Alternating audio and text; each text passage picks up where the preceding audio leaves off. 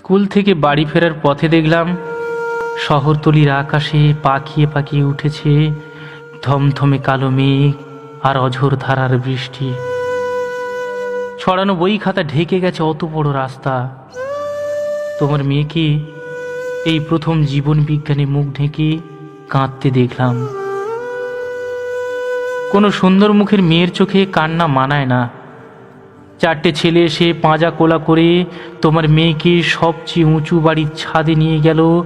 বৃষ্টির পর ঝকঝকে আকাশ দেখাবে, রামধনু চেনাবে, চেনাবে সুমেরু, কুমেরু আর তারা নক্ষত্র।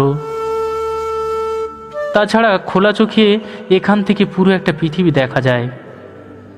অনেক রাত্রে দেখে তাজ্জব হয়ে গেলাম। তোমার মেয়ে, আরে হ্যাঁ হ্যাঁ তোমার মেয়ে তো, আকাশ থেকে উঠতে উঠতে নেমে আসছে মর্তের দিকে।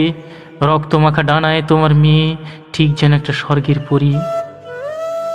পরী কখনো বই খাতা আর ছড়ানো রাস্তায় পড়ে থাকে না, তারও একটু আশ্রয় চাই, তারও চাই একটু গৃহকোণ। চারটে ছেলে যখন 8টা জন্তু, 10টা দানব আর 20টা নরখাদক হয়ে ট্যাক্সির ভেতর থেকে নব অরুণোদয়ের সঙ্গের সামনে পরীকে ছুঁড়ে ফেলে দিয়ে গেল, তখন সত্যি সত্যি বৃষ্টি আর ঝড় থেমে গেছে। তার পালকের রক্ত আরো ঝলমল দেখাচ্ছে, তার ডানার রং দেখাচ্ছে আরো গভীর, আরো ব্যাপক। কোন সুন্দর মুখের মেয়েকে অরুণ আলোর দিকে তাকিয়ে এই প্রথম প্রাণ খুলে হাসতে দেখলাম।